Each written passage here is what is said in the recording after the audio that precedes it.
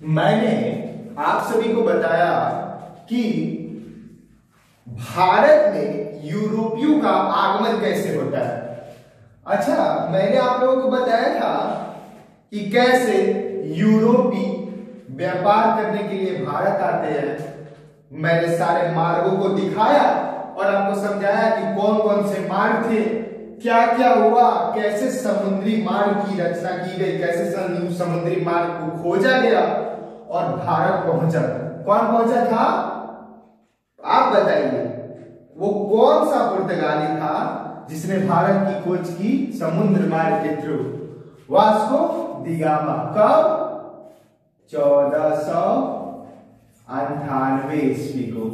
Right, 1498 ईस्वी को Vasco D gamma पहुंचता है कालीकट।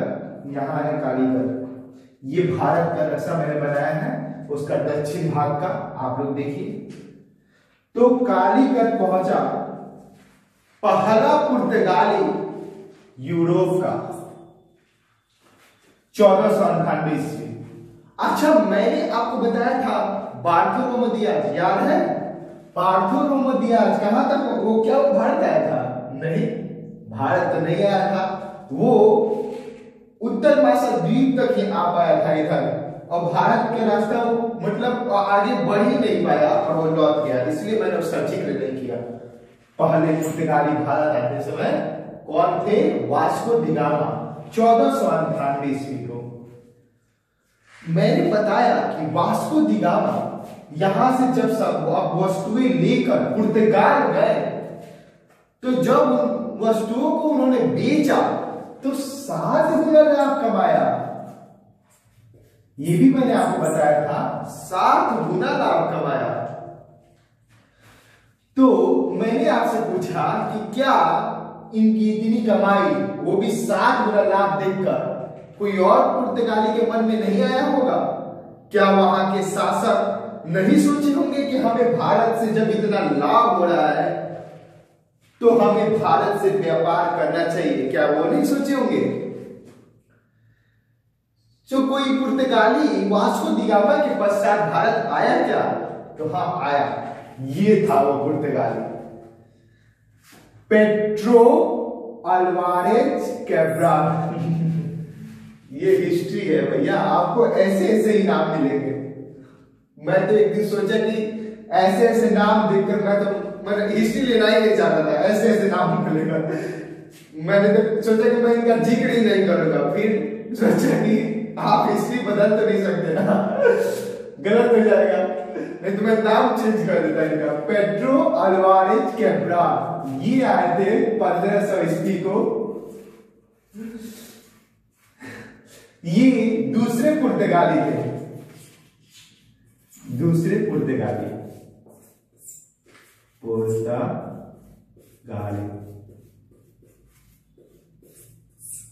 ये दूसरे पुर्तगाली थे। आज हम लोगों का टॉपिक ही यही है, पुर्तगाली का आगमन। यूरोपियों के आगमन के अंदर जो हमारा आज टॉपिक है वो ये है, पुर्तगालियों का आगमन। मॉडर्न हिस्ट्री में इंपॉर्टेंट टॉपिक है, ध्यान रहे। तो दूसरे पुर्तगाली रहे कौन? Pedro Alvarez Cabral. नाम याद रखिएगा, ऑब्जेक्टिव आती है। अच्छा, वास्को डी गामा का क्या हुआ? वो तो आया, व्यापार करके चला गया, 7 गुना लाभ कमा लिया। वास्को डी गामा फिर आता है वो भारत। देखिए, वो फिर आता है। वास्को डी गामा 1502 ईस्वी को आता है पुनः भारत आता है। ये वास्को डी गामा 4 साल के बाद, 3 साल 4 साल जो को आता है। वास्को डी गामा यहां पुनः भारत जाता है व्यापार करने के लिए, और इस बार वो फैक्ट्री स्थापित कर देता है। वो यहां पे फैक्ट्री का स्थापना कर देता है, 2 फैक्ट्रियां बनाता है। अब जो पुर्तगालियों ने सोच लिया था कि अब हमारा भारत के साथ इतना अधिक व्यापार हो रहा है, तो क्यों ना हम एक फैक्ट्री बना ले, फैक्ट्री से हमें लाभ होगा। फैक्ट्री बना दी। पहला फैक्ट्री कहां बनाया? कोचीन। कब बनाया? 1502 में आया, 1503 में बना दी। देख रहे हो इंडियन कार्य का स्पीड। कोचीन कहाँ है? कोचीन यहाँ पे केरल के पास, ये कोचीन। आधुनिक भारत में मैं बता दूं आप लोग को, आधुनिक भारत में ये जो आपको केरल दिख रहा है, यहाँ पे आपको कोची दिख जाएगा। आज कोची नाम से ये प्रसिद्ध है जगह, कोची। तब उसका कोची नाम हुआ करता था। तो ये भी जानेंगे, ऑब्जेक्टिव बात है। कोची कब बनाया? 1503 में एक फैक्ट्री बनाई। क्या उन्होंने दूसरी भी फैक्ट्री बनाई? तो हाँ, दूसरी फैक्ट्री उन्होंने कन्नूर में बनाई। कब? 1540 में। एक साल के अंदर दूसरी फैक्ट्री बना दी। अरे वाह! कहा? ये था कन्नूर। ये देख रहे हो, ये जगह कन्नूर है। कालीकट से देखिए, इधर बनाया कोचीन, इधर बनाया कन्नूर। देख रहे हैं, उनका व्यापार बढ़ रहा है। एक साल के अंदर पुर्तगालियों ने 2 फैक्ट्री स्थापित कर दी। अच्छा, अब फैक्ट्री स्थापना हो गया है, इतना बड़ा व्यापार हो रहा है, तो वहां के राजा पुर्तगाल के सोचे कि क्यों ना अब एक प्रशासन व्यवस्था लगाई जाए। प्रशासन कब लगाया जाता है? किसी भी व्यवस्था को सुचारू रूप से चलाने के लिए प्रशासन व्यवस्था की आवश्यकता होती है। तो अब इतना फैक्ट्री 2 जगह बन गया, लोगों का आना जाना हो गया, व्यापार हो रहा है खूब अच्छे से, तो एक प्रशासन चाहिए। तो प्रशासन कौन हो जो सत्ता यहाँ पे, मान लीजिए यहाँ पे एक सत्ता बनाए रखे अपना, तो आप ऐसी कल्पना कीजिए कि मैं पुर्तगाल का शासक हूं, ठीक है।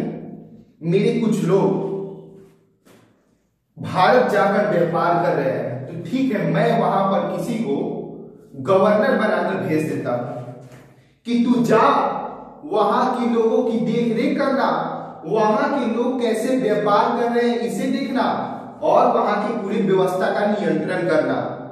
मैंने एक राजा बनाकर भेज दिया कि तू जा भारत। तो यही अब आपको पता चलेगा कि कैसे भारत में पुर्तगाल के गवर्नर जनरल बनकर आते हैं फ्रांसिस्को डी अल्मीरा। ये भी एक इंपोर्टेंट ऑब्जेक्टिव बन जाती है। Francisco de almirah. आपसे अगर क्वेश्चन में पूछे कि भारत में पुर्तगाल से आने वाले प्रथम गवर्नर कौन थे, या भारत में प्रथम पुर्तगाली गवर्नर कौन थे, तो आप बताइएगा फ्रांसिस्को डी अल्मीरा, ठीक है। 1505, चूंकि 4 में फैक्ट्री स्थापित हो गई थी, तो 5 में ये बने, और 1505 से 1509 तक रहेंगे पुर्तगाली गवर्नर जनरल। कहां? यहाँ पे। अब यहाँ पर देखने लगे, साथ में व्यापार होता था इस सागर में। इस सागर का क्या नाम था? अरब सागर। आप सर्च कीजिएगा तो आपको पता चलेगा अरब सागर, यहाँ पर हिंद महासागर, बहुत बेसिक आप लोग जानते होंगे, ठीक है। तो यहाँ पे अब नियंत्रण करने लगा। अच्छा, ये जो गवर्नर था ना, ये गवर्नर की कुछ अलग ही इसकी आकांक्षाएं थी, कुछ अलग ही इच्छा थी। ये सोचता था कि इस जलमार्ग से सिर्फ हम व्यापार करें और कोई ना करे। ये चाहता था कि सिर्फ हम व्यापार करें और कोई ना करे उस मार्ग से। आप ही हो क्या व्यापार करने वाले? आप ही तो सब कुछ हो, कोई तो करेगा ही नहीं। करता था, कौन करता था? संयुक्त मुस्लिम बेरा। ये बेरा एक समूह था। संयुक्त माने समूह, मुस्लिम माने मुस्लिम हुए, और बेरे मतलब होता है नाव, लकड़ी के नाव। और इस संयुक्त मुस्लिम बेरे में कौन कौन देश के लोग सम्मिलित थे? कौन कौन जगह के लोग? गुजरात, मिस्र और टर्की। इन जगह के लोग सम्मिलित रूप से इस मार्ग से व्यापार करते थे। और ये तो सपने पाल रहे हैं कि हम यहां पर खुद करेंगे, तो ये जो चाह रहे हैं वही ये कर रहे हैं। अब आपको क्या लगता है, होगा टकराव इनके बीच? होता है इनके में युद्ध। इनके विचार थे कि हम पूरा अधिकार करें और ये व्यापार करते थे। होता है दोनों में युद्ध। ये बॉम्बे आप देख रहे हो, महाराष्ट्र आज नाम है, उस समय बॉम्बे नाम था। बॉम्बे से थोड़ा दूर इधर आता है चौल, बड़ा नींबू सॉरी चौल। यहां पे इन दोनों का युद्ध होता है। पुर्तगालियों की तरफ से फ्रांसिस्को दी अल्मीरा और ये जो लोग थे जिनको बोला जाता था संयुक्त मुस्लिम बेरे, सर्च कीजिएगा गूगल पे आपको मिल जाएगा। तो इनसे युद्ध होता है और युद्ध में ये मुस्लिम बेरे इस पुर्तगाली गवर्नर को हरा देते हैं, इनको हरा देते हैं। सपना तो गया अभी का, बड़ी सपने देख रहे थे कि हम व्यापार करेंगे, अरे आप ही थोड़ी हो, और व्यापार करते थे, हो गया। और साथ में एक दुखद घटना हुई कि इनके पुत्र को भी इन्होंने मार दिया। फ्रांसिस्को दी अल्मीरा के पुत्र का पुत्र भी मारा गया, युद्ध में।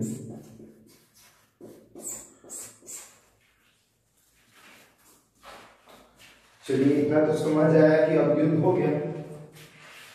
आगे क्या हुआ आप लोगों ने पूछा, ठीक है बताते हैं।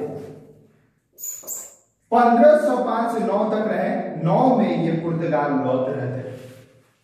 फिर कुछ लोगों के साथ पुर्तगाल लौट रहे थे।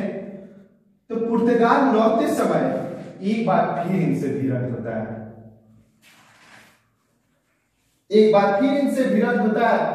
और इस बार जानते हो क्या हुआ? इस बार फ्रांसिस्को दी अल्मीरा ने इनको हरा दिया।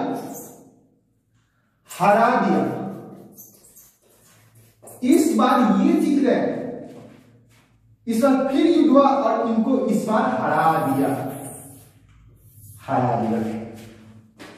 और फ्रांसिस्को दी अल्मीरा की विजय हुई। अब लगता है इसका सपना कौन ना सच हो जाए। हुआ जब ये मुस्लिम बेरा यहां पर व्यापार करता था, तब पुर्तगालियों का पूर्ण नियंत्रण नहीं था अरब सागर पे, लेकिन अब अरब सागर पर नियंत्रण होने जा रहा है। किनका? पुर्तगालियों का। जाते जाते ये अच्छा कार्य कर गया गवर्नर जनरल, युद्ध में जीता। पता है अरब सागर का नाम बदल के पुर्तगाली सागर कर दिया गया। अब तो इन लोग का राज है पुर्तगाली सागर नाम रख दिया। ठीक है, अच्छा काम किया, मानना पड़ेगा। अंत में तो इसने अच्छा कार्य किया।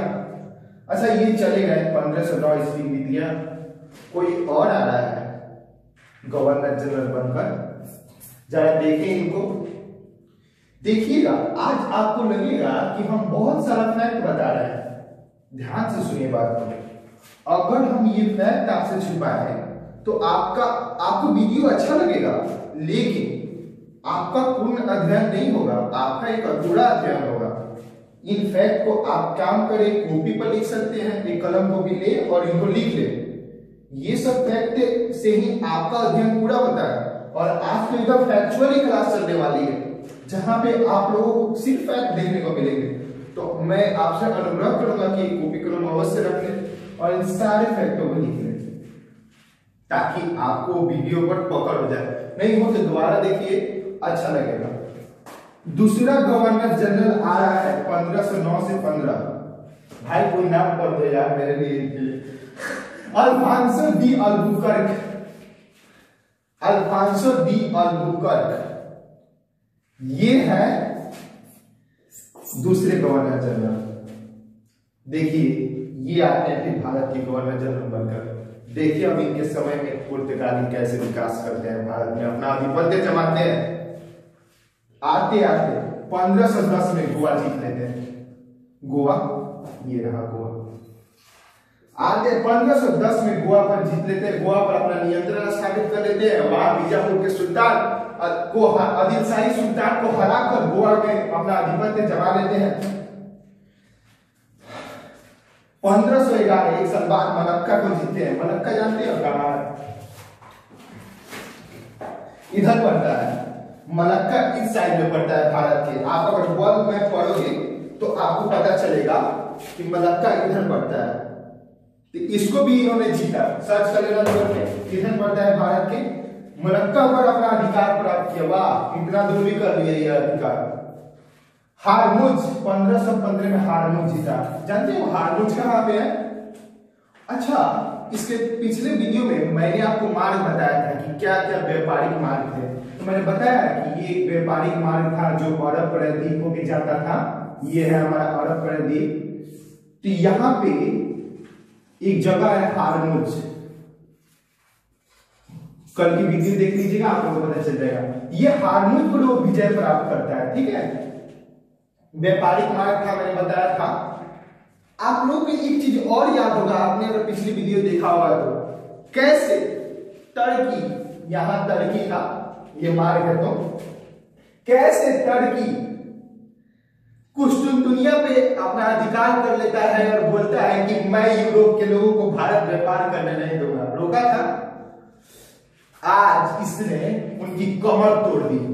यहां पर अधिकार कर लिया और यहां से टर्की वाले जो भी आए उनका मार्ग अवरुद्ध कर दिया, ले लिया बदला। हारमुज पर अधिकार कर लिया। ये व्यापारिक मार्ग में सबसे महत्वपूर्ण अधिकार था 1515 में। देखिए कैसे कैसे ये गवर्नर जनरल आ रहे हैं, यहाँ पे विजय कर रहे हैं और पुर्तगालियों का एक नियंत्रण स्थापित कर रहे हैं। ये सब आप देखिए। अब आते हैं तीसरे गवर्नर जनरल डाउट्स। अगर आपको होंगे, मुझे पता है होंगे, तो डाउट्स के लिए आपके लिए कमेंट सेक्शन है और मेरे लिए रिप्लाई है। कोई बात नहीं, डाउट्स होंगे आपको, लेकिन ये वीडियो देखने के बाद आपका मैं विश्वास के साथ कहता हूं कि पुर्तगालियों का आगमन आपको कभी नहीं पढ़ना पड़ेगा। आपका पुर्तगालियों का आगमन कंप्लीट हो जाएगा। आप आधुनिक भारत में कहीं से कोई भी स्टैंडर्ड बुक्स आप उठा के देखेंगे तो आपका बेसिक मजबूत हो गया होगा। ये आप स्मरण रखिए। नीनो दी कुन्ना तीसरे गवर्नर जनरल आते हैं। कब? 1529 से 38। 1515 से 29 तक कुछ ऐसे गवर्नर जनरल आते हैं, लेकिन उनका उल्लेख नहीं मिलता, उनका कोई उतना कार्य नहीं होता है और इतिहास में उनका उल्लेख नहीं होता। तो हम क्यों करें? 1500 जो प्रसिद्ध थे उन गवर्नर जनरलों के बारे में बता दिए, ये तीनों के बारे में बताया। 1529 से 38 इन्होंने 1534 में उसी स्थान मैंने कुछ साल बाद 1534 में बसीन को जीता। ये देखो, ये है बसीन।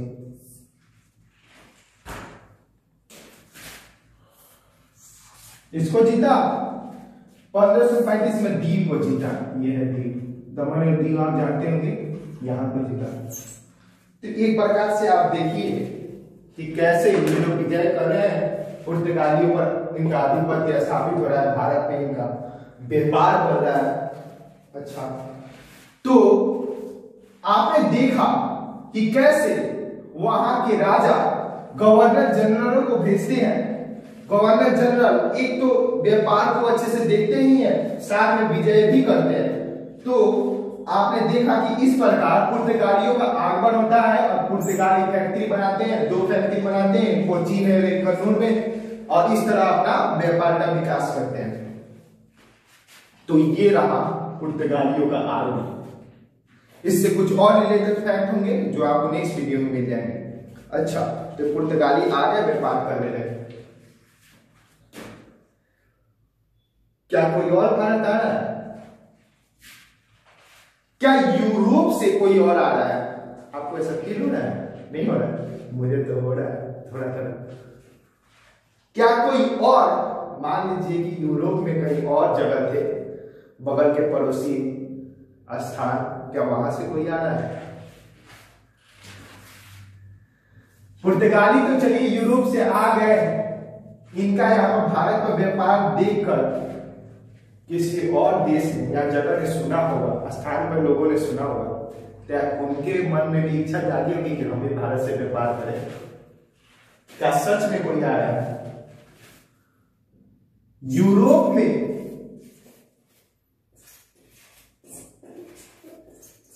नीदरलैंड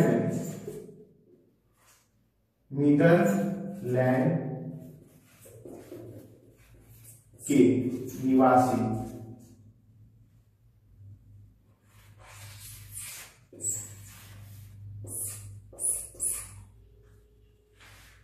तो यार जानने के लिए पढ़ते रहिए और देखते रहिए वीडियो। Thanks for watching.